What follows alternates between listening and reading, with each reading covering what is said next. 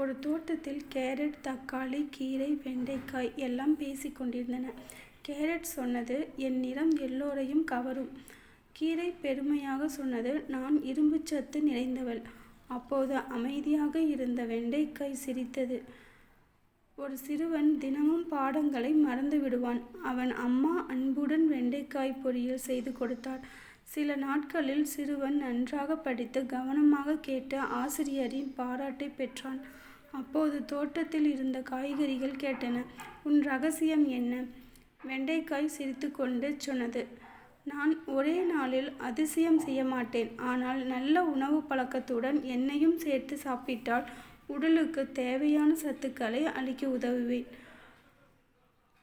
அதனால் நண்பர்களே, தினமும் பல வகை காய்கறிகளுடன் வெண்டைக்காயையும் உணவில் சேர்த்து கொள்ளுங்கள். ஆரோக்கியமாக வாழுங்கள்.